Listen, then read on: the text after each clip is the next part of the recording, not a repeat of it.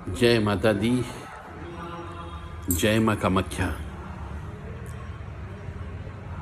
बहुत कम मनुष्य हमसे यह पूछते हैं कि हमारी आध्यात्मिक उन्नति कैसे होगी। अधिकांशतः यही बात करते हैं कि हमारी भौतिक उन्नति कैसे होगी। मतलब 1000 में से 1-2 व्यक्ति ही यह पूछते हैं कि आध्यात्मिक उन्नति कैसे होगी। तो आज हम आपको इस आध्यात्मिक उन्नति कैसे होगी इसके ऊपर बताने जा रहे हैं। तो चलते हैं, पहले माँ भगवती का स्मरण कर लें, फिर इस मसले पर चर्चा करते हैं।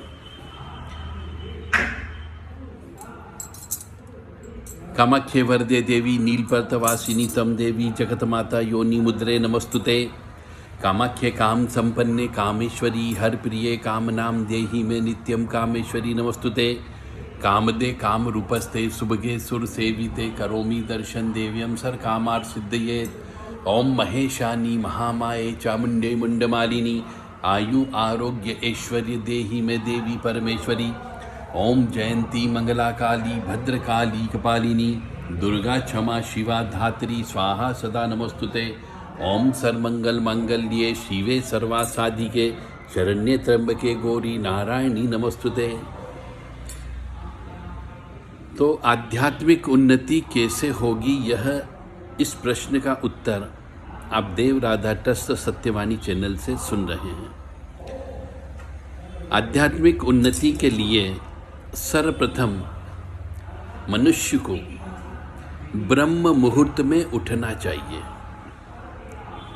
आध्यात्मिक उन्नति के लिए मनुष्य को सुबह 4 बजे उठ जाना चाहिए और अपनी नित्य क्रियाएं करने के बाद सूर्य उदय के पहले पहले अपने जप तप कर लेना चाहिए। तो आध्यात्मिक उन्नति अवश्य होगी, क्योंकि ऐसा कहा जाता है कि ब्रह्म मुहूर्त में धनात्मक ऊर्जा बहुत ज़्यादा होती है। उस समय देवी देवताओं की कृपा प्राप्त होती है। इसलिए ब्रह्म मुहूर्त में उठने का नियम बनाया गया है। अपने इष्ट देवता, कुल देवता, पितृ देवता, गायत्री या घर के अंदर हम जिनकी पूजा करते हैं उन सब की पूजा ब्रह्म मुहूर्त में हो जाना चाहिए। सूर्य उदय होने के बाद जब लालिमा लिए हुए होता है तो उस समय पे सूर्यनारायण भगवान की आराधना करना चाहिए। गायत्री मंत्र जप करना चाहिए, सूर्यनारायण भगवान को अर्घ्य प्रदान करना चाहिए।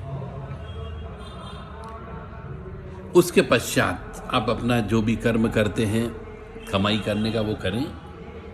और आध्यात्मिक उन्नति करना चाहते हो तो हम मनुष्य में जो 10 विकार होते हैं उन विकारों पर कोशिश करो जितना ज़्यादा नियंत्रण कर सकते हो करो।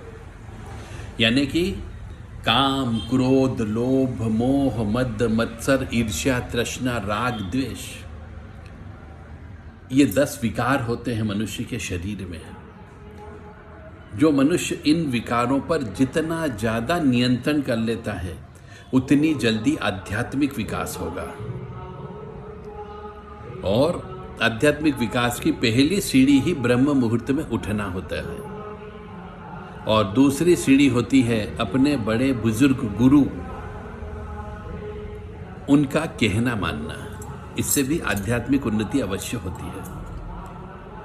और शास्त्र सम्मत व्यवहार करना, इससे भी आध्यात्मिक उन्नति होने की संभावनाएं पूरी होती है।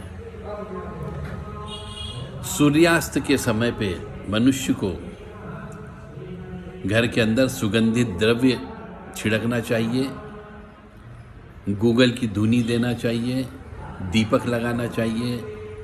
सूर्यास्त के समय पे झगड़ा नहीं करना चाहिए, सूर्यास्त के समय पे भोजन नहीं करना चाहिए, सूर्यास्त के समय पे जल भी नहीं पीना चाहिए। दिन और रात का मिलन सुबह होता है और दिन और रात का मिलन शाम को भी होता है। ये दोनों समय पे मनुष्य को जितना ज़्यादा हो सके ईश्वर का स्मरण करना चाहिए। आपको जिस चीज़ की आवश्यकता है आध्यात्मिक उन्नति में भी, कि आपको वाणी की सिद्धि चाहिए, आपकी कार्य की सिद्धि चाहिए, आपको ईश्वर की कृपा चाहिए, तो उसके लिए आपको ईश्वर के बताए हुए रास्ते पर चलना होगा। और इसके लिए हमारे यहाँ पर गीता, भागवत गीता, भागवत जी, रामायण जी या फिर बहुत सारे पुराण बताए गए हैं, उनका धीरे धीरे अध्ययन करना चाहिए। और सर्वप्रथम मनुष्य को जो सबसे अर्जेंट है आध्यात्मिक उन्नति के लिए, गरुड़ पुराण का पाठ करना चाहिए। गरुड़ पुराण का पाठ जब 2-4 बार हो जाए तब उसके बाद में शिव पुराण का पाठ करना चाहिए। और शिव पुराण का पाठ भी करने के बाद में दूसरे पुराणों का पाठ करना चाहिए।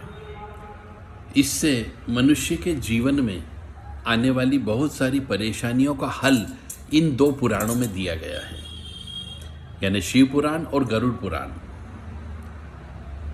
इनका जो व्यक्ति 4-5 बार पठन कर लेता है, उसकी बहुत सारी विपदाएं दूर हो जाती, क्योंकि ऐसा ज्ञान उसमें दिया गया है। तो आध्यात्मिक उन्नति के लिए मनुष्य को इन नियमों का पालन करना चाहिए। रोजाना अग्निहोत्र अवश्य करना चाहिए। आध्यात्मिक उन्नति के लिए 5 मुख्य प्राणी होते हैं, उनको भोजन अवश्य कराना चाहिए। अब 5 मुख्य प्राणी यानी कि गाय को भोजन करा दीजिए, कुत्ते को रोटी देना है, चिड़ियों को दाना खिलाना है, मछलियों को आटे की गोली खिलाना है, और चींटी जो होती है उन चींटियों को कसार, सिका हुआ आटा, शक्कर मिला हुआ, खोपरा मिला हुआ चींटियों के बिलों में डालना चाहिए। इससे आपके 5 रास्ते खुलते, भाग्य के 5 दरवाजे हैं, ये 5 दरवाजे खुल जाएंगे और आपका भाग्य खुल जाएगा, आध्यात्मिक उन्नति हो जाएगी। और अपनी कमाई का 10% हिस्सा दान अवश्य करना चाहिए। चाहे किसी मंदिर में दान करें, किसी को पानी पिला दें, कंबल का वितरण कर दें, वस्त्र का दान कर दें, हवन पूजन के अंदर खर्च कर दें, परंतु अपनी कमाई का 10% हिस्सा अवश्य दान देना चाहिए, ताकि उस दान का सदुपयोग हो सके और आपको उसका 10% पुण्य हर बार आपके खाते में जुड़ता रहे, ताकि आपकी आध्यात्मिक उन्नति होती रहेगी, सोच अच्छी बनेगी आपकी। और हवन करने से, दान करने से पाप कटते हैं।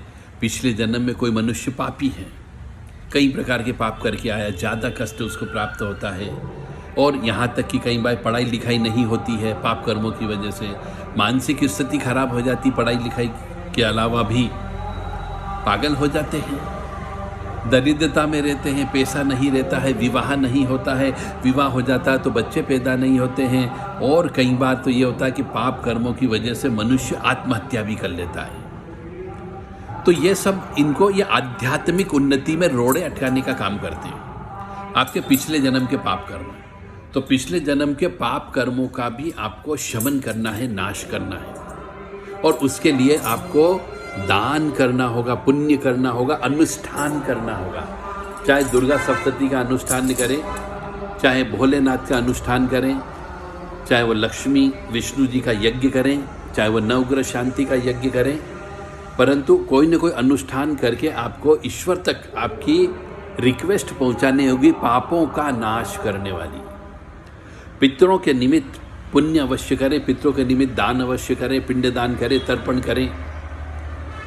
इससे भी आपके जीवन में सुख की प्राप्ति होगी और आध्यात्मिक उन्नति होगी। आध्यात्मिक उन्नति के लिए कोशिश करें कि इस 24 घंटे में से 2 घंटे सवेरे और 2 घंटे शाम को ईश्वर का नाम अवश्य जप करें। चाहे हनुमान चालीसा का पाठ करें, बजरंग बाण का पाठ करें, चाहे श्री सूक्त का पाठ करें, चाहे पुरुष सूक्त का पाठ करें, चाहे कुंजिका स्तोत्र का पाठ करें, भैरव अष्टोत्तर शतनाम का पाठ करें, या श्री हरि विष्णु जी के मंत्रों का जप करें, या फिर शिव जी के मंत्रों का या शिव जी की स्तुतियाँ का पाठ करें, परंतु 2 घंटे अवश्य करना ही करना है। और अपना जन्म पत्रिका के अनुसार जो लग्न होता है, लग्न के देवता होते हैं, उनको अवश्य पटा के रखना है, तो आध्यात्मिक उन्नति आपकी अच्छे से होगी। जय माता दी, जय माँ कामाख्या।